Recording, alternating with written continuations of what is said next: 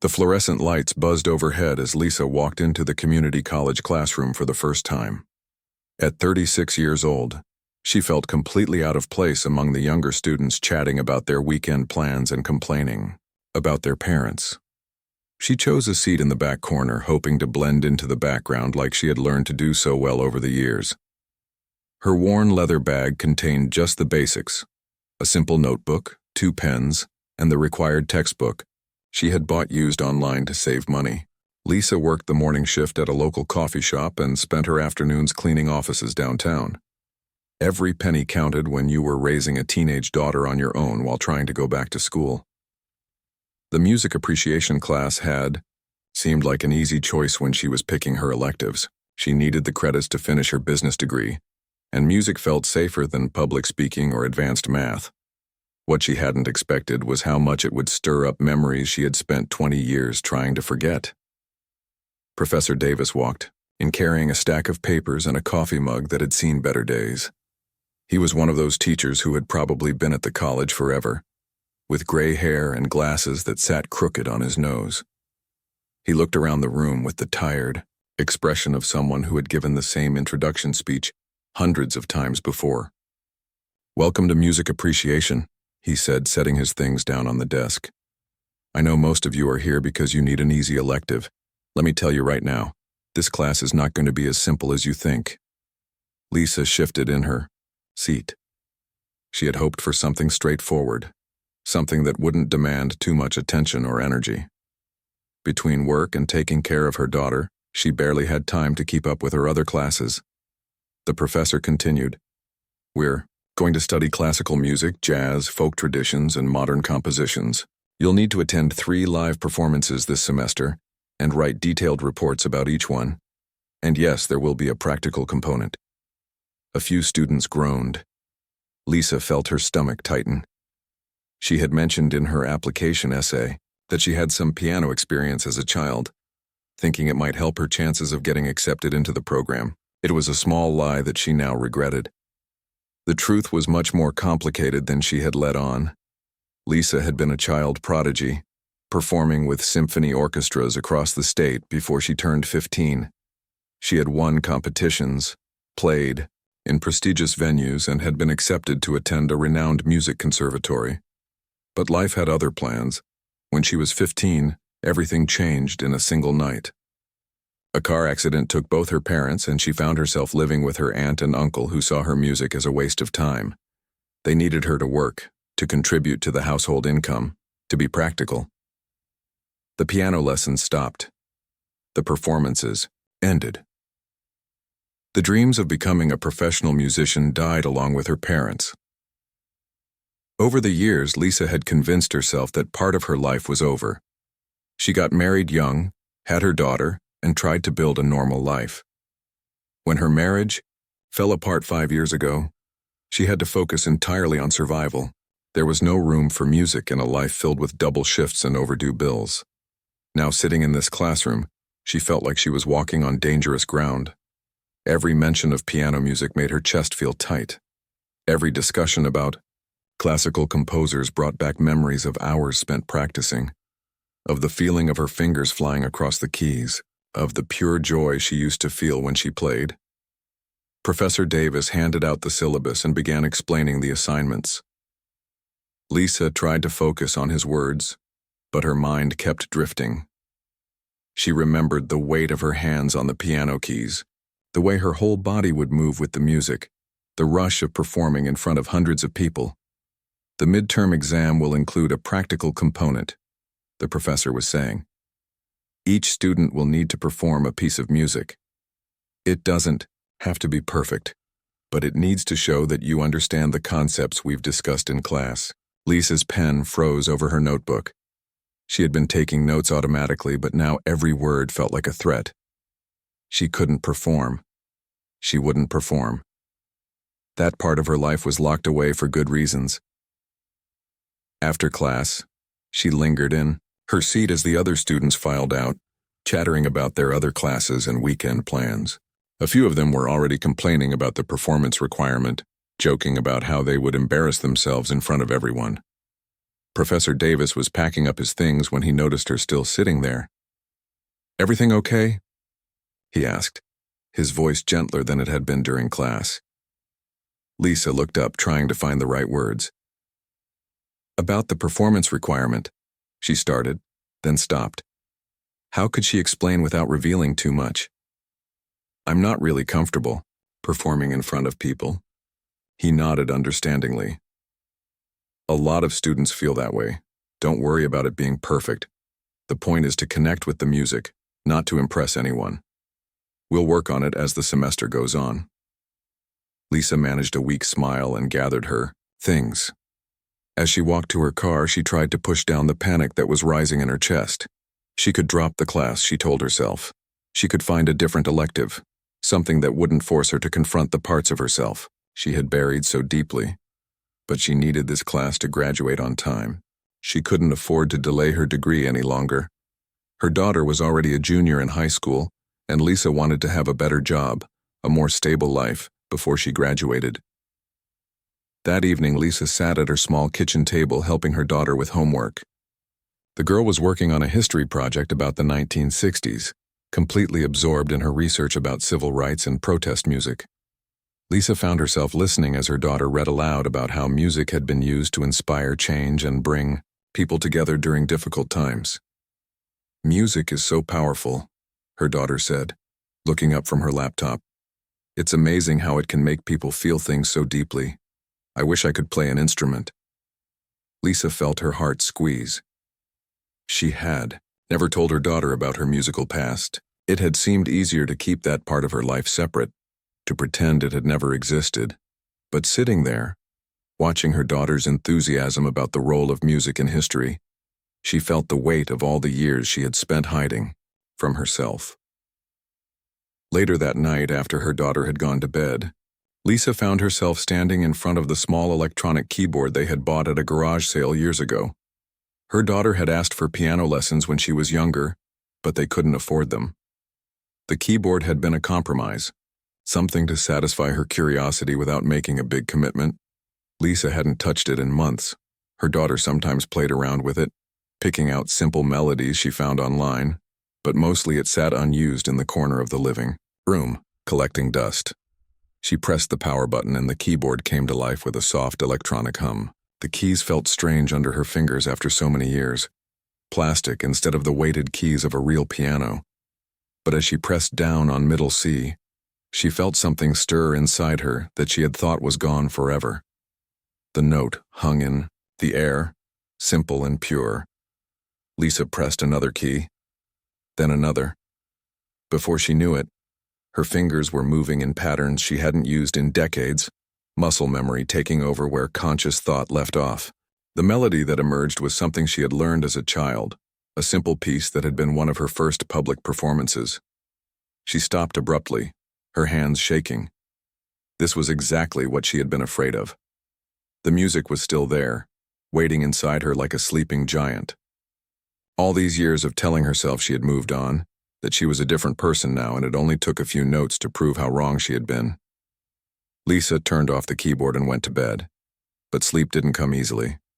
She lay awake thinking about the class, about the performance she would somehow have to give, and about the part of herself she had been hiding for so long. Tomorrow she would go back to the coffee shop, make drinks for customers, smile and make small talk, and pretend that nothing had changed. But something had changed. The music was awake now, and Lisa wasn't sure she could put it back to sleep. 3 weeks had passed since that first night when Lisa touched the keyboard, and she had managed to avoid thinking about music most of the time.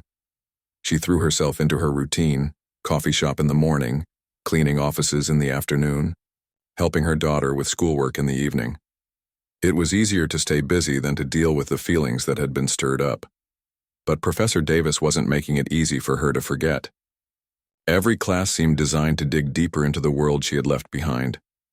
They studied the great composers, analyzed famous performances, and discussed the technical aspects of musical interpretation. Lisa found herself participating more than she intended, her knowledge surfacing despite her efforts to stay quiet. When a classmate struggled to understand the difference between major and minor keys, Lisa found herself explaining it before she could stop herself. When they listened to a Beethoven symphony, she caught herself nodding along with the subtle changes in tempo that most people wouldn't notice. Professor Davis had started giving her curious looks, as if he sensed there was more to her story than she was letting on. The morning everything changed started like any other. Lisa was working her shift at the coffee shop, making lattes and cappuccinos for the usual crowd of office workers and college students. The familiar routine of grinding beans and steaming milk was comforting, requiring just enough attention to keep her mind occupied without being overwhelming. Around 10 o'clock, during the usual mid-morning lull, her phone buzzed with a text from her daughter. "Mom, I'm staying after school for a study group. Won't be home until 6. Love you." Lisa smiled as she wiped down the counter. Her daughter was doing so well in school, making friends, staying focused on her future. It was one of the few things in Lisa's life that felt completely right.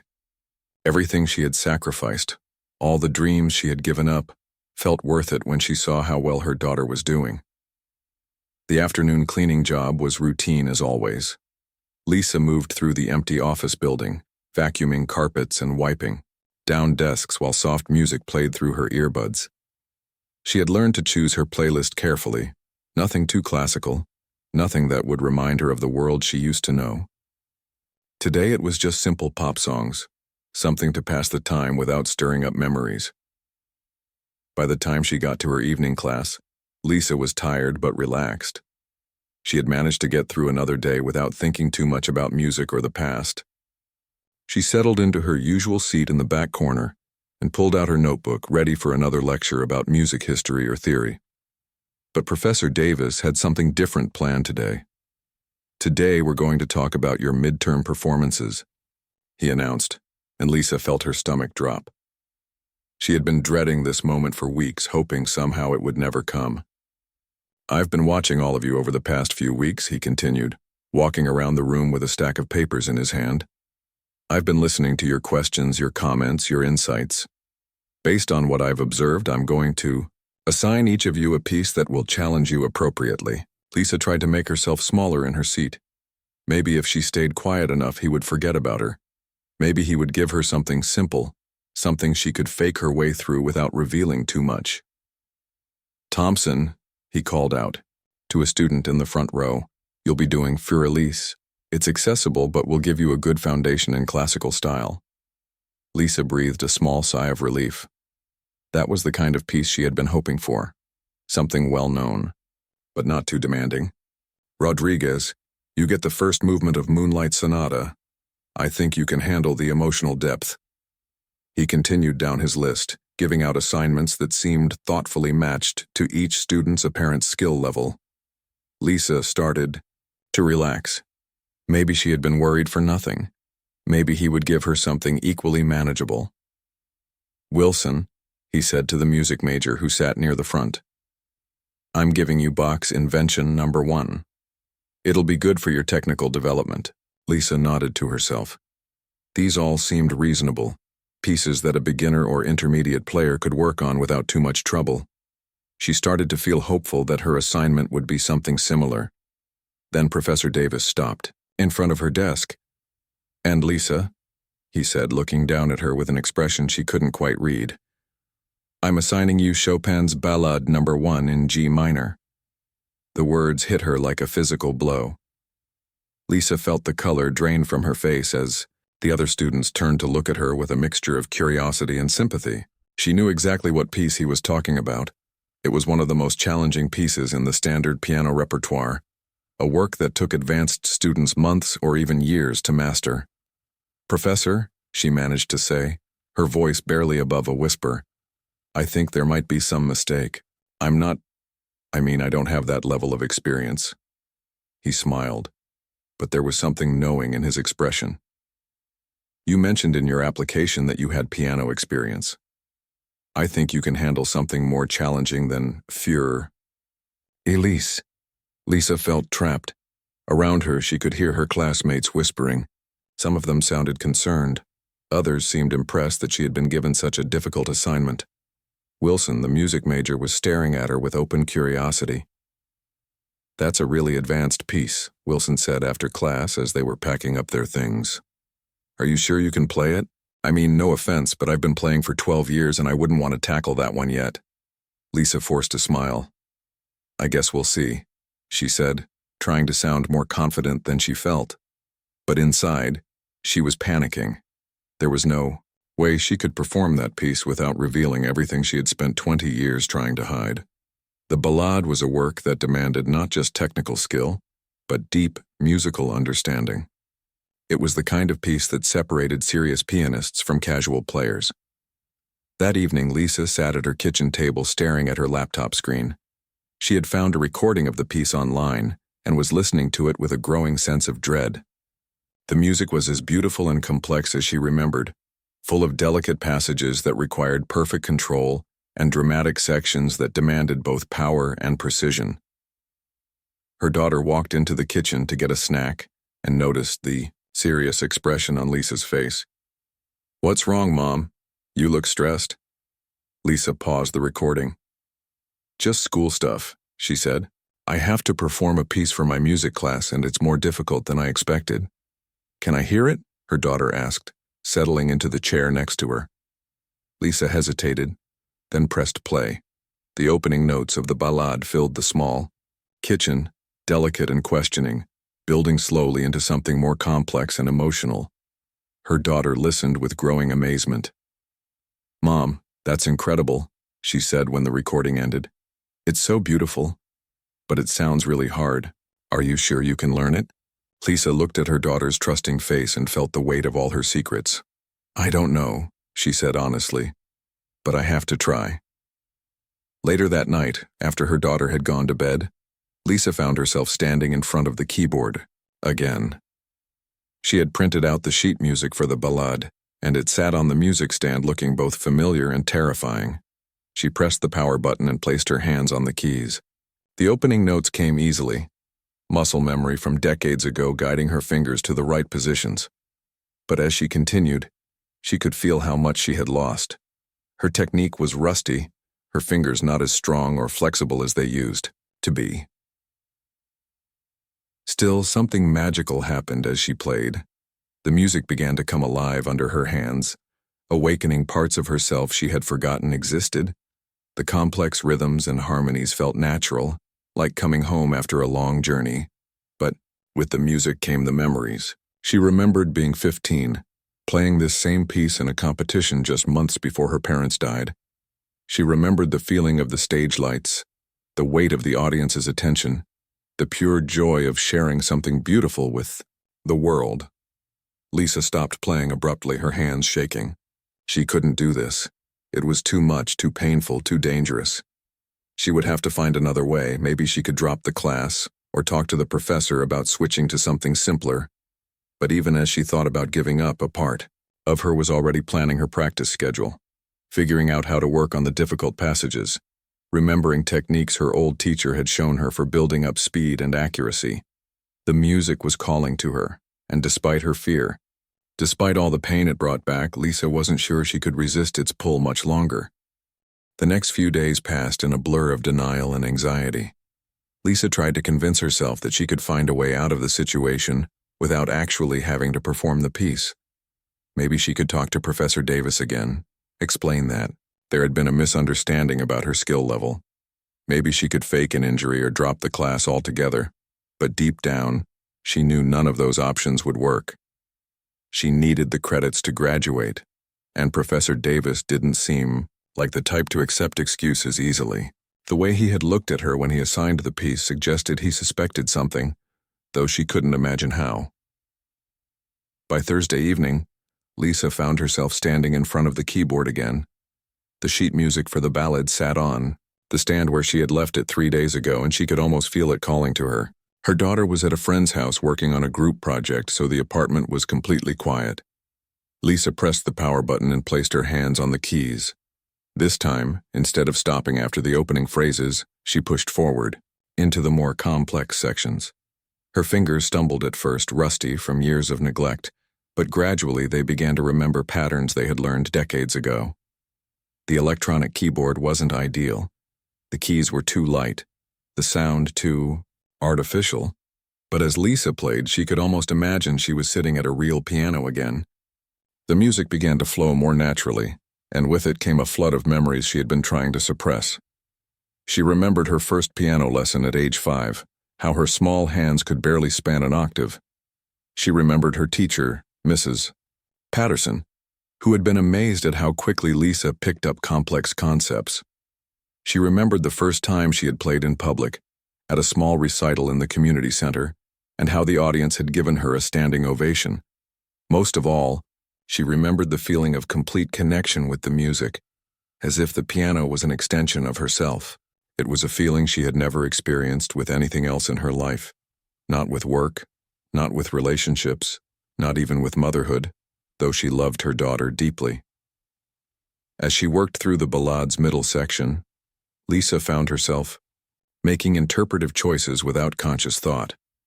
Her hands shaped phrases with natural musicality, adding subtle dynamics and timing that brought the piece to life. It was as if 20 years of silence melted away, and she was 15 again, preparing for a competition. But with the memories came the pain. She remembered the phone call that had changed everything, the police officer's voice telling her about the accident. She remembered the funeral, the legal battles over guardianship, the crushing realization that her music career was over before it had really begun.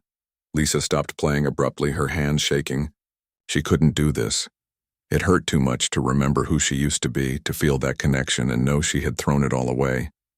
She closed the keyboard and went to bed, but sleep was impossible. The music played in her head all night, beautiful and haunting. The next morning at the coffee shop, her coworker Janet noticed something different about her. "You seem distracted today," Janet said during their break. "Everything okay at home?" Lisa stirred her coffee absently. Janet was one of the few people at work who knew she was going back to school, and she had always been supportive. "Just stressed about a class assignment," Lisa said. "It's more complicated than I expected." "What kind of assignment?" Janet asked, settling into the chair across from her. Lisa hesitated. She had never talked to anyone about her musical past, not even her daughter. But something about the way Janet was looking at her with genuine concern and interest made her want to open up just a little. "I have to perform a piano piece," Lisa said finally. "It's for my music appreciation class." Janet's eyes lit up. "I didn't know you played piano. That's so cool. What are you going to play?" "Something by Chopin," Lisa said, trying to sound casual. "It's pretty challenging." "I bet you'll do great," Janet said. "You're one of those people who's good at everything you try. I've seen how you handle the difficult customers here, how you help your daughter with her homework. You've got this." Lisa smiled weakly, wishing she felt as confident as Janet seemed to think she should. But Janet's words stayed with her throughout the day. Maybe she was looking at this all wrong. Maybe instead of seeing the assignment as a threat, she could see it as an opportunity. That evening, Lisa decided to approach the situation differently. Instead of fighting against the music, she would embrace it, but carefully. She would learn the piece well enough to get through the performance, but she wouldn't let herself get too deeply involved. She would protect herself from the memories and emotions that came with it. She sat down at the keyboard with new determination. The opening section came more easily now, her fingers finding the patterns they had practiced the night before. She worked through the piece section by section, identifying the difficult passages and figuring out how to approach them. As the week progressed, Lisa found herself developing a routine. After her daughter went to bed, she would spend an hour or two at the keyboard, working through different sections of the ballade. She used headphones so she wouldn't disturb the neighbors, but sometimes she caught herself getting so absorbed in the music that she forgot they were there. Her daughter noticed the change in her mother's evening routine. "What are you doing? Over there every night?" she asked one evening, looking up from her homework. "Just practicing for my class," Lisa said, trying to sound casual. "Can I hear it?" her daughter asked. "I mean, without the headphones?" Lisa hesitated. She had been so careful to keep this part of her life separate, to protect both herself and her daughter from the complications it might bring. but her daughter was looking at her with such genuine interest and pride. "It's not very good yet," Lisa said. "I'm still learning it." "I don't care," her daughter said. "I want to hear what you're working on." Lisa took off the headphones and played the opening section of the ballade. Even through the electronic keyboard's limited speakers, the music filled the small living room with its delicate beauty. Her daughter listened with growing amazement, her homework forgotten. "Mom, that's incredible," she said when Lisa stopped. "You're really good at this. I had no idea you could play like that." "I used to play when I was younger," Lisa said, which was true, if not the whole truth. "Why did you stop?" her daughter asked. Lisa felt her chest tighten. "Life got complicated," she said. "There were other things I needed to focus on." Her daughter nodded, seeming to understand that this was all her mother was willing to share. "Well, I think it's really cool that you're doing it again. You seem different when you play. Happier, I guess." That night, as Lisa continued her practice, she thought about her daughter's words. Was she happier? It was hard to tell. The music brought back so much pain, so many regrets about the life she might have had. But there was something else there too, a sense of coming alive, of reconnecting with a part of herself she had thought was gone forever. As she worked through a particularly challenging passage, Lisa found herself making the kind of interpretive choices that went beyond just hitting the right notes. She was shaping phrases, creating musical lines that told a story. She was becoming an artist again, not just someone trying to get through an assignment. The realization was both thrilling and terrifying. If she let herself fully engage with the music, if she allowed herself to feel everything it brought up, there would be no going back. She would have to face all the grief and regret she had been carrying for 20 years. But as her fingers moved across the keys, bringing Chopin's beautiful composition to life in her small apartment, Lisa began to wonder if maybe that wouldn't be such a bad thing after all. The morning of the performance arrived gray and drizzly, matching Lisa's mood perfectly. She had barely slept the night before, her mind racing between the music she would have to play and all the ways it could go wrong.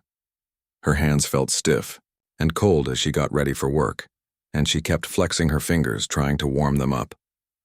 At the coffee shop, Lisa moved through her morning routine like a robot. She made drinks, took orders, and cleaned tables, but her mind was somewhere else entirely.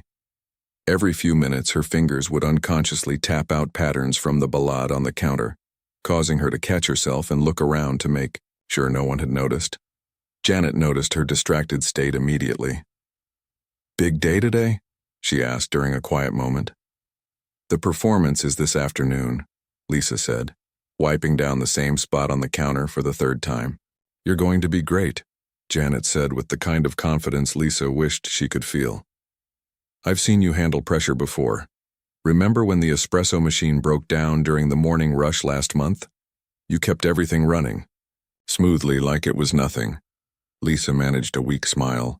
Making coffee was nothing compared to what she was about to do. She was about to expose a part of herself that she had kept hidden for 20 years, in front of a room full of people who thought they knew who she was. The hours crawled by until it was time to leave for class. Lisa had packed her one nice dress in a bag, the same navy blue one she wore to parent-teacher conferences and job interviews. It wasn't fancy, but it was the best she had. She had also brought a small towel to dry her hands with, remembering how her palms used to sweat before performances when she was younger. In the community college bathroom, Lisa changed into her dress and looked at herself in the mirror. She looked older than she remembered, tired in a way that went deeper than just lack of sleep. But there was something else in her reflection too, a spark of something she hadn't seen in years. Fear, yes, but also anticipation. When she walked into the classroom, several of her classmates were already there looking nervous. Thompson was in the corner, silently practicing fingering patterns on his desk. Rodriguez was listening to something on her phone with earbuds, probably her piece. Wilson, the music major, looked confident as always, but even he seemed a little tense. Professor Davis was setting up a small digital piano at the front of the room. It wasn't much, just a basic model with weighted keys. But it was better than the electronic keyboard Lisa had been practicing on. She found herself studying the instrument, remembering how to adjust to different pianos, how each one had its own personality and quirks. "All right, everyone," Professor Davis called out. "We'll go in alphabetical order by last name. That means Anderson, you're up first." Lisa's heart sank. Her last name put her right in the middle of the alphabet, which meant she would have to sit through several performances before her turn, getting more nervous with each one. She settled into her usual seat in the back corner and tried to focus on breathing steadily. Anderson played a simple Bach piece competently, but without much expression. Chen performed a Mozart sonata movement that she had clearly practiced diligently, though her nerves showed in a few rushed passages. One by one, her classmates took their turns at the piano, each showing varying levels of skill and preparation.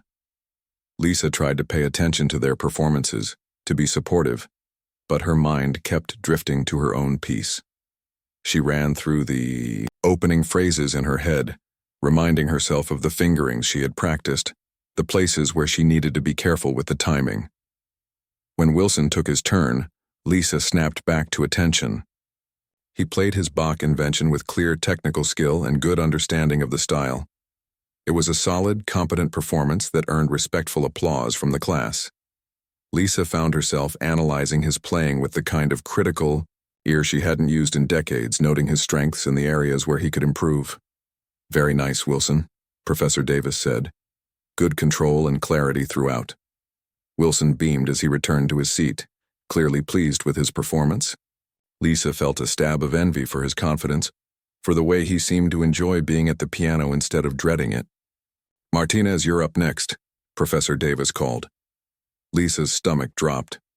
Martinez was just before her in the alphabet. She was running out of time to prepare herself mentally, to find some way to get through this without falling apart completely. Martinez played a Chopin waltz with obvious affection for the music, though her technique wasn't quite up to the demands of the piece. Lisa found herself leaning forward slightly, unconsciously coaching the other student through the difficult passages. When Martinez stumbled over a particularly tricky run, Lisa's fingers moved sympathetically, as if she could help from across the room. "Thank you, Martinez," Professor Davis said when she finished. "I could hear your love for the music, which is the most important thing." Martinez returned to her seat looking relieved and happy. Lisa envied her too. At least Martinez had enjoyed her performance, mistakes and all. "Parker, you're up, Professor," Davis announced. Lisa's hands started to shake. This was it. There was no more time to prepare, no more time to worry. She stood up on unsteady legs and walked to the front of the room, aware of every pair of eyes following her movement.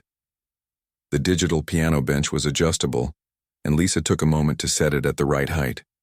Her hands were trembling as she placed them on the keys, and she took a deep breath, trying to center herself the way her old teacher had taught her. "Take your time," Professor Davis said gently, and Lisa was grateful for the kindness in his voice. She placed her hands in position for the opening of the ballade and paused. This was her last chance to back out, to claim she wasn't ready, to maintain the careful facade she had built around her life. But as she sat there, feeling the weight of the keys under her fingers, something inside her shifted. The first notes came out soft and questioning, just as Chopin had written them. But there was something in Lisa's touch that made them different from what anyone in the room was expecting.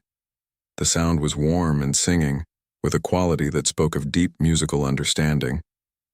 As she moved into the piece's first theme, Lisa felt something she hadn't experienced in 20 years.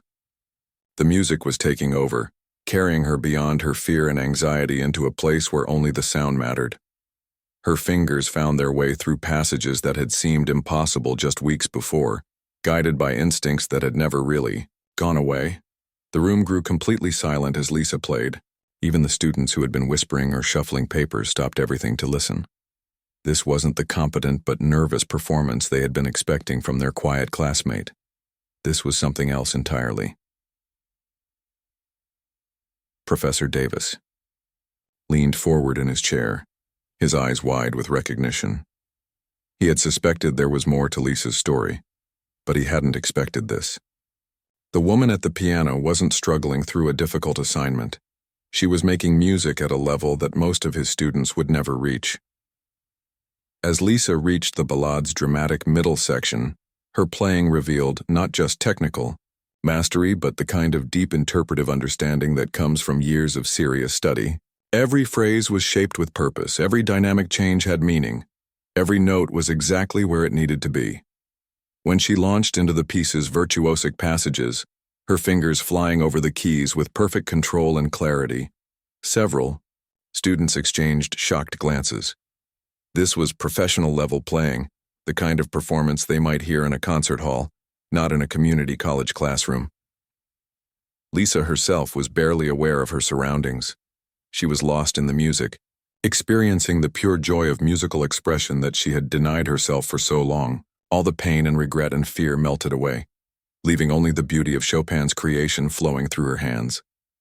The final notes of the ballade rang out in the silent classroom, and for a moment, nobody moved. Lisa sat at the piano, her hands still on the keys, hardly believing what had just happened. She had done it. She had played the piece, really played it, the way it deserved to be played. Then the silence broke, and the room erupted in spontaneous applause. The applause seemed to go on forever, but to Lisa, sitting at the piano with her heart pounding, it felt both eternal and too brief. She had forgotten what it felt like to receive that kind of response, the energy of an audience that had been genuinely moved by music. Her hands were still trembling, but now it was from adrenaline rather than fear. Slowly, she turned around on the piano bench to face the classroom. The faces looking back at her were a mixture of amazement, confusion, and something close to awe. These were the same people who had seen her as the quiet older student, the one who asked thoughtful questions but never stood out. Now they were looking at her like they were seeing her for the first time. Wilson, the music major who had seemed so confident earlier, was shaking his head in disbelief. That was... He started, then stopped, apparently unable to find the right words. That was professional level. That was incredible.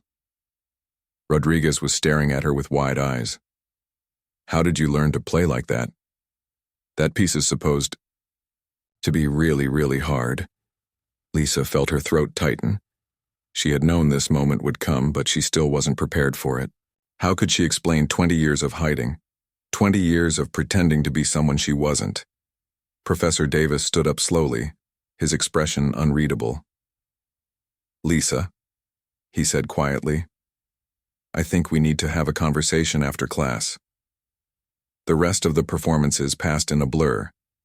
Lisa tried to focus on her classmates, to be supportive as they finished their pieces, but her mind was racing. What would she tell Professor Davis? What would she tell her daughter when she got home?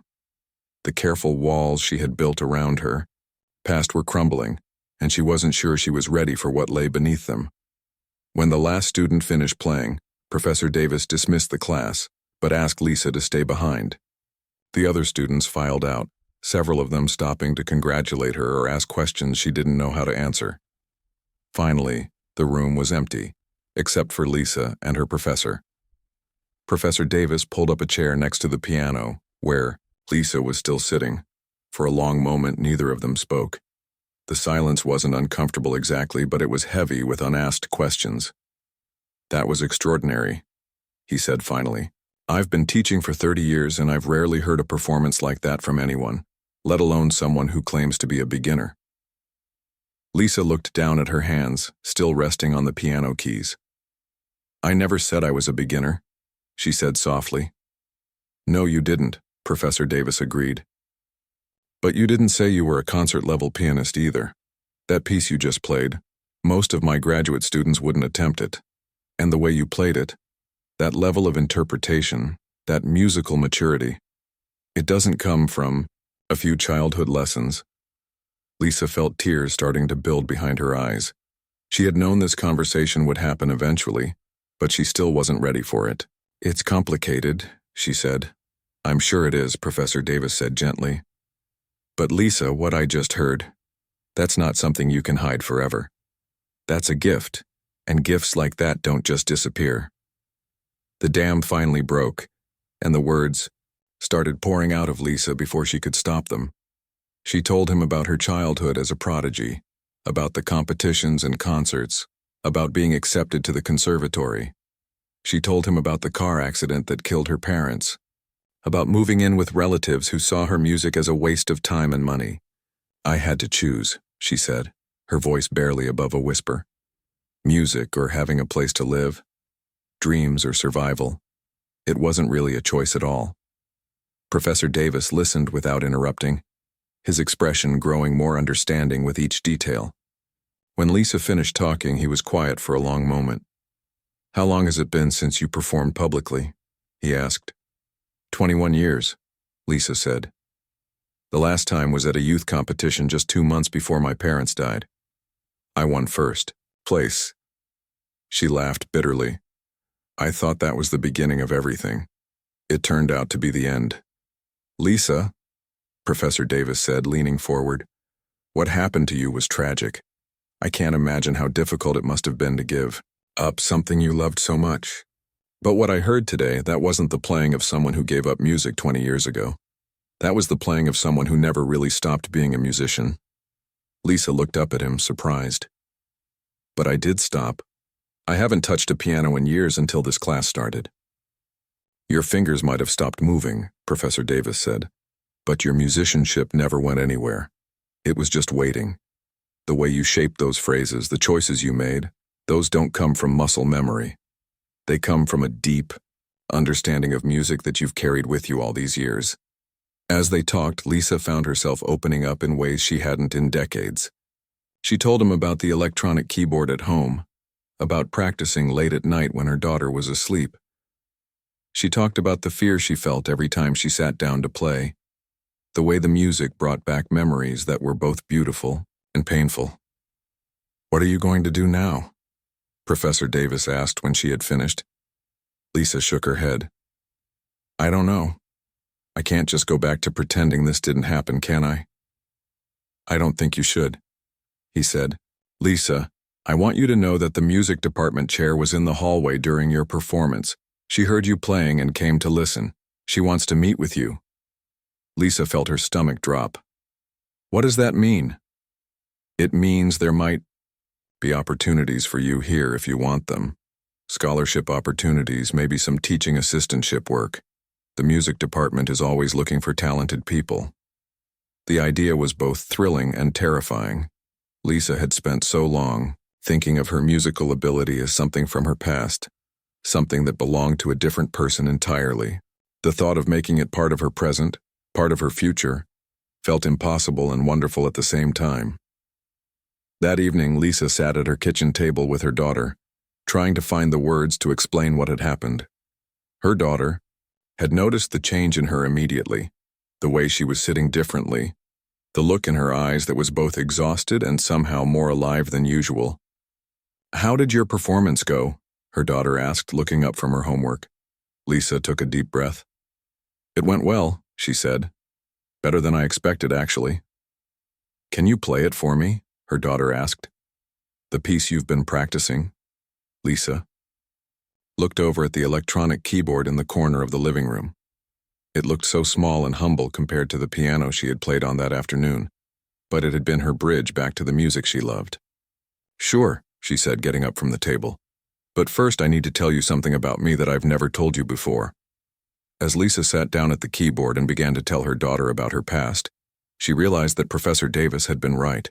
She had never really stopped being a musician. She had just been a musician in hiding, carrying her gift in secret, afraid to let it see the light. Now, as she played the opening notes of the ballade for her daughter, Lisa felt something she hadn't experienced in 20 years. She felt like herself again, completely and unapologetically. The music filled their small apartment, and for the first time in decades, Lisa wasn't trying to keep it quiet. She was letting it ring out, letting it be heard, letting it be part of her life again. Her daughter listened with growing amazement, and when Lisa finished playing, she was quiet for a long moment. "Mom," she said finally, "you're incredible. I can't believe you never told me you could do this." Lisa smiled, feeling lighter than she had in years. "I guess I forgot for a while," she said. but I'm remembering now. Outside their apartment, the future stretched ahead, uncertain but full of possibilities that Lisa had thought were gone forever. For the first time in 20 years, she was ready to find out where the music would take her next.